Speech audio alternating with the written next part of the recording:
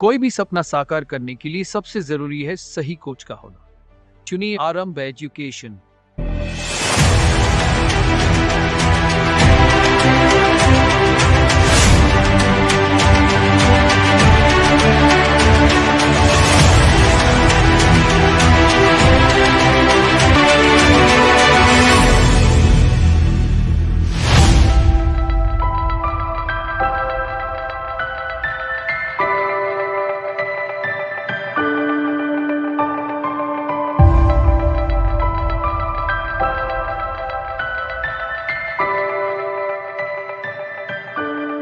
नमस्कार दोस्तों, welcome to आरंभ एजुकेशन एम्पावरिंग एस्पिरेंट्स। देखिए, आज 31 दिसंबर है, 2022 जा रहा है। आखिरी कुछ 3-4 घंटे बचे हुए हैं। इस साल में कई सारी क्लासेस हमारी हुई। हमारे चैनल पे मैंने पंचायती राज पूरा कंप्लीट किया है। छत्तीसगढ़ का कई सारे पोर्शन डले हुए हैं। ग्रामीण विकास, आजीविका, कॉन्स्टिट्यूशन से लेके बहुत सारे वीडियोज़ मैंने डाले हुए हैं। यूँ कहिए कि ये साल जो है मैक्सिमम टाइम जो है आप सबके साथ पढ़ाते हुए बीता है। तो मैंने सोचा कि कुछ लास्ट 3-4 घंटे इस साल के बचे हुए हैं, तो वो समय भी जो है आप लोगों के साथ सेलिब्रेट किया जाए। कुछ एक इन्फॉर्मेटिव वीडियो बना दिया जाए जिसके थ्रू आप सबको कुछ और नई जानकारी मैं अपने माध्यम से दे सकूं, हमारे चैनल के माध्यम से दे सकूं, और ये न्यू ईयर को इसी तरीके से हम विदा करें। इसलिए मैंने ये वीडियो प्लान किया कि करंट टॉपिक से संबंधित एक वीडियो बनाया जाए जिससे आप लोगों को नई और तथ्यात्मक जानकारी जो अब तक मिलती आई है उसी तरीके से आज भी मिल सके। तो आज के टॉपिक में हम लोग राज्यपाल की शक्तियों के बारे में पढ़ेंगे। आप देख रहे हैं आरक्षण का मुद्दा जो है वो छत्तीसगढ़ में लगातार बना हुआ है कि राज्यपाल के पास विधेयक पारित होकर जा चुका है। अब राज्यपाल उसमें क्या क्या कर सकती हैं, राज्यपाल के पास क्या क्या शक्तियाँ हैं, क्या क्या उनके पास पावर है, राष्ट्रपति के पास जाने के बाद राष्ट्रपति क्या क्या कर सकते हैं, राष्ट्रपति के पास क्या क्या पावर है, वो सारा चीज़ हम लोग आज की वीडियो में मैं आपको ऑथेंटिक सोर्स से बताने की कोशिश करूंगा। आप लोग ध्यान से समझिए इस चीज़ को, आपके दिमाग में सारी चीज़ें क्लियर हो जाएंगी। दूसरी चीज़, आज हम एक और टॉपिक पे बात करेंगे कि वैकेंसी से संबंधित बहुत सारे क्वेश्चंस मेरे पास आ रहे हैं कि वैकेंसी आएगी या नहीं, एग्ज़ाम होगा या नहीं, रिजल्ट आएगा या नहीं, उसके संबंध में भी हम इस वीडियो में हम लोग बात करने वाले हैं। आप लास्ट तक बने रहिए, आपको सारी चीज़ों के बारे में जानकारी मिलेगी। तो चलिए फिर, अगर वीडियो अच्छा लगेगा तो वीडियो को लाइक कर दीजिएगा, चैनल को सब्सक्राइब कर दीजिएगा, शेयर कर दीजिएगा। स्टार्ट करते हैं आज का वीडियो। राज्यपाल की वीटो शक्तियाँ। देखिए, कोई भी विधेयक आप सब जानते हैं कि विधानसभा में पारित होने के बाद राज्यपाल की स्वीकृति के बाद ही कानून का रूप लेता है। तो विधेयक जो है वो पारित हो चुका है विधानसभा से, छत्तीसगढ़ विधानसभा से आरक्षण विधेयक, और वो पारित होकर राज्यपाल के पास गया। अब राज्यपाल जी ने उसे रोक लिया है। राज्यपाल जो मैडम जो है वो कोई स्वीकृति नहीं दे रही हैं। तो उसके संबंध में राज्यपाल के पास क्या क्या शक्तियां हैं, वो क्या क्या कर सकती हैं, वो हम लोग देखते हैं। तो विधेयक के संबंध में वैसे तो राज्यपाल के पास कई सारी शक्तियां होती हैं, कार्यकारी शक्तियां होती हैं, न्यायिक शक्तियां होती हैं, विधायिका से संबंधित शक्तियां होती हैं, तो कई सारी शक्तियां होती हैं। विधेयक से संबंध में क्या शक्ति है, मैं उस पर फोकस करूंगा आज के वीडियो में। पहला है विधेयक पर स्वीकृति दे देना। तब तो कोई दिक्कत ही नहीं होता, डायरेक्ट स्वीकृति दे सकती हैं विधेयक पर राज्यपाल, है ना, तो कोई दिक्कत ही नहीं है। दूसरे है स्वीकृति को सुरक्षित रख लेना। स्वीकृति को सुरक्षित रख लेना, कुछ बोलना ही नहीं, उस पर कोई डिसीजन ही नहीं देना। इसी को आत्यंतिक वीटो शक्ति भी कहा जाता है। स्वीकृति को सुरक्षित रख लेना, उस विधेयक पर कोई विचार ना हाँ बोलना ना बोलना, स्वीकृति को सुरक्षित रख लेना। तीसरा, पुनर्विचार के लिए वापस भेज देना। तो राज्यपाल जो है उस विधेयक को पुनर्विचार के लिए वापस विधानसभा में भेज सकती है।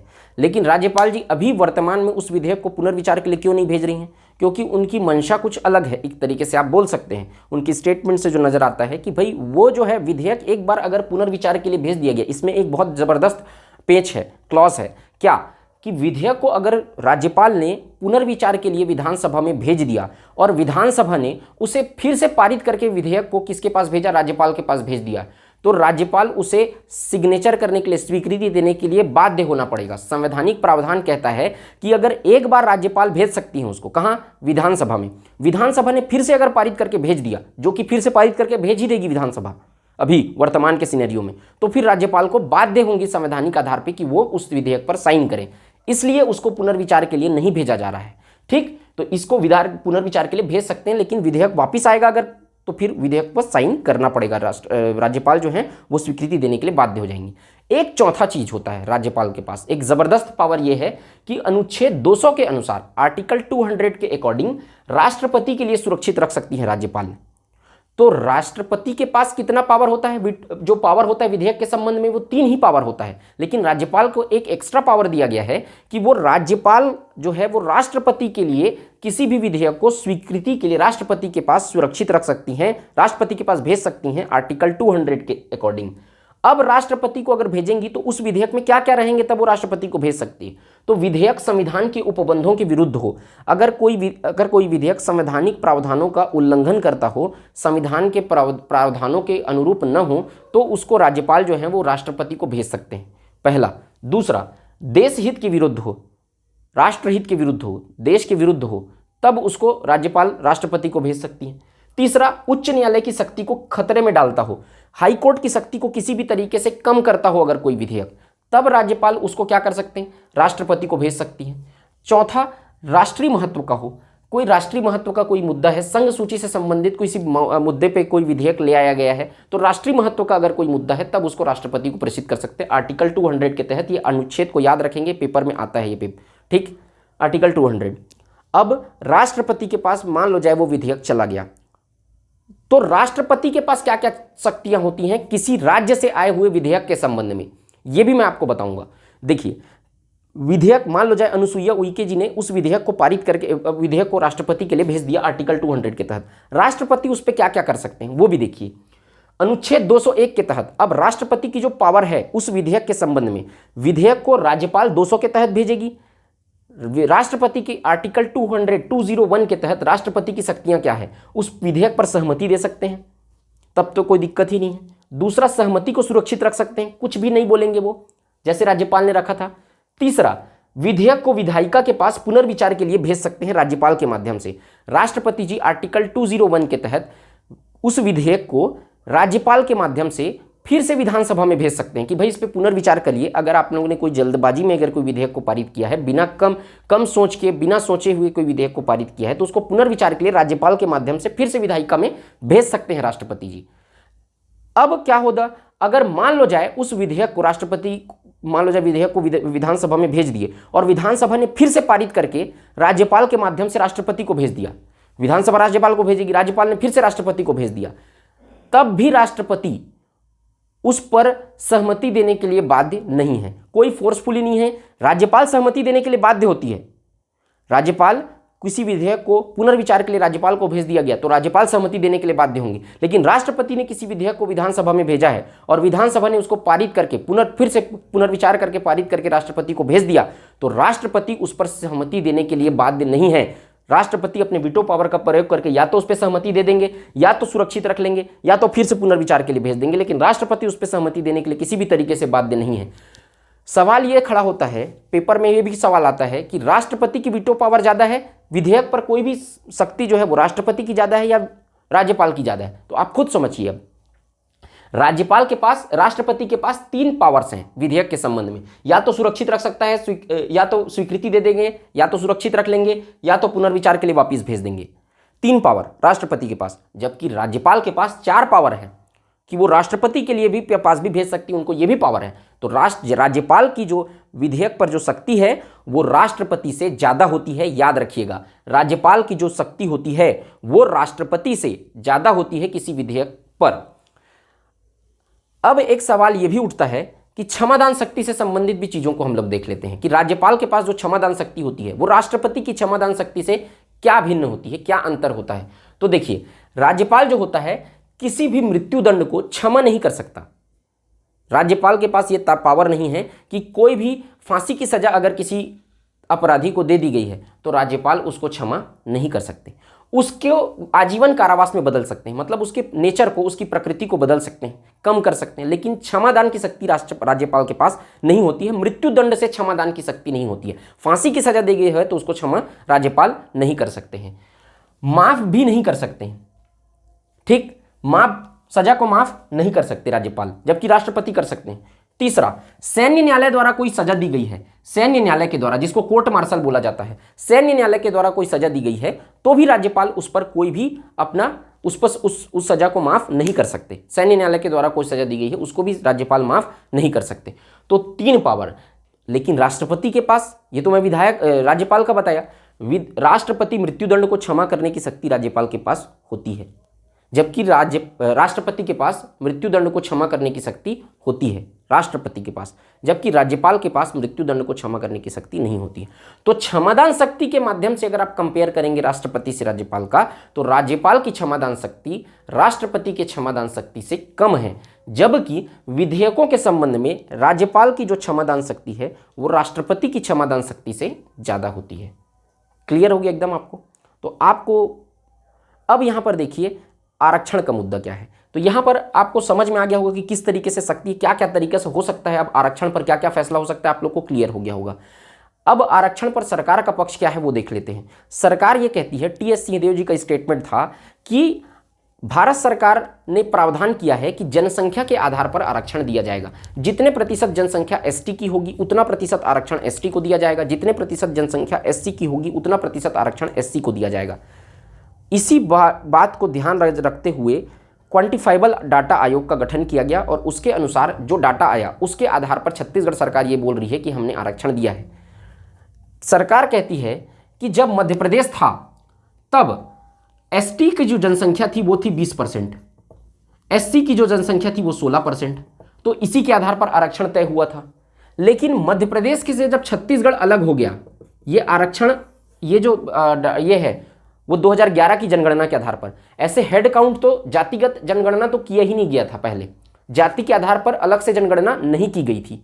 छत्तीसगढ़ राज्य ने जाति के आधार पर हेड काउंट मेथड को अपनाया है। अब क्वांटिफाइबल डाटा आयोग का गठन करके जाति के आधार पर छत्तीसगढ़ सरकार ने गणना करवाई है, जनगणना करवाई है, उसका डाटा आ चुका है। सरकार ने उसको डिस्क्लोज नहीं किया है, केवल अपने माध्यम से बताते रहती है। तो यहाँ पर आप देखिए कि छत्तीसगढ़ में अब मध्य प्रदेश से अलग होने के बाद आज की स्थिति में एसटी की जनसंख्या कितनी है? एसटी की जनसंख्या 32% हो गई है, जबकि एससी की जनसंख्या 13% हो गई है। अब एससी वालों का कहना है कि हमारा आरक्षण का परसेंटेज को कम क्यों कर दिया गया?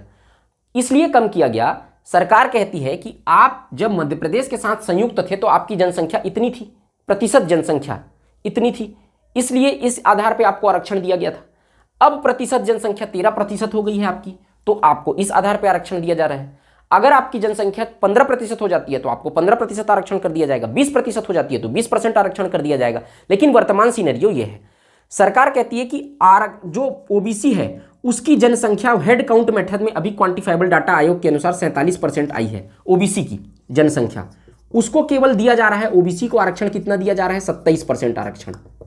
जनरल कैटेगरी 2011 के अनुसार सामान्य वर्ग की जनसंख्या 6 से 8% है छत्तीसगढ़ में, मैक्सिमम 8% भी लेके चलते हैं।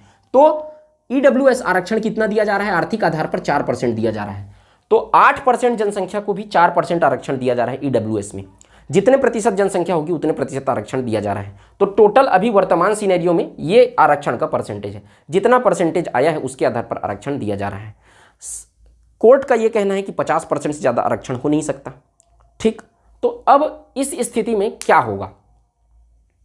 ठीक, तो वर्तमान समय में अगर स्टूडेंट इस पर्सपेक्टिव से पूछें कि बार बार पूछते रहते हैं कि भाई वैकेंसी आएगी या नहीं, क्या होगा? वैकेंसी आएगी क्योंकि चुनावी माहौल है, चुनाव का साल है, अंतिम साल के एंड समय में चुनाव होने वाला है, इसलिए वैकेंसी किसी भी हाल में सरकार निकालेगी ही। जैसे कि पीएससी का वैकेंसी आया, आरक्षण रोस्टर के बगैर आया पीएससी का वैकेंसी। ठीक, अंतर सिर्फ इतना है कि आरक्षण रोस्टर के बगैर अगर कहीं कोई वैकेंसी आती है तो उस वैकेंसी का रिजल्ट नहीं आएगा, क्योंकि आरक्षण रोस्टर के बिना रिजल्ट निकालना मुश्किल होता है। प्रीलिम्स के इंटरव्यू का रिजल्ट, जो पिछले बार पीएससी था उसका भी रिजल्ट नहीं आया हुआ है, अभी आरक्षण रोस्टर के कारण रुका हुआ है। फॉरेस्ट सर्विस का भी इंटरव्यू नहीं हो रहा है, तो सारे एग्जाम के पेंडिंग है। तो आपका अगर कहीं वैकेंसी आता है, वैकेंसी आएगा ही, कंफर्म है वैकेंसी आएगा, लेकिन आपका अगर आरक्षण रोस्टर के बिना वैकेंसी आती है तो आपका एग्जाम तो होगा लेकिन उसका रिजल्ट को रोक दिया जाएगा। बात यह है, स्टूडेंट के मन में, आपके मन में ये सवाल आ रहा होगा कि अभी हम लोग क्या करें? तो आप मुझे एक चीज़ बताइए, अगर वैकेंसी आएगी तो आपको तैयारी करना ही है, तैयारी तो आपको करना ही है, चाहे आरक्षण आपको 32% दे, चाहे आपको आरक्षण 13% दे, चाहे आपको आरक्षण 5% दे, चाहे 76% कर दे, 70% कर दे तो भी आपको तैयारी करनी है। आप देखिए ये हाल है, आरक्षण का स्थिति इतनी बिगड़ी हुई है, उसके बाद भी पीएससी में जो फॉर्म भराया है वो कम कहाँ हुआ है। पीएससी में तो 1.5 लाख फॉर्म भराया है, पिछले बार से भी ज़्यादा फॉर्म भराया है। तो जब आपको तैयारी करनी ही है तो आप आरक्षण का इंतजार क्यों कर रहे हैं? वैकेंसी आएगी, एग्जाम होगा आपका, मतलब आपको तैयारी करनी है।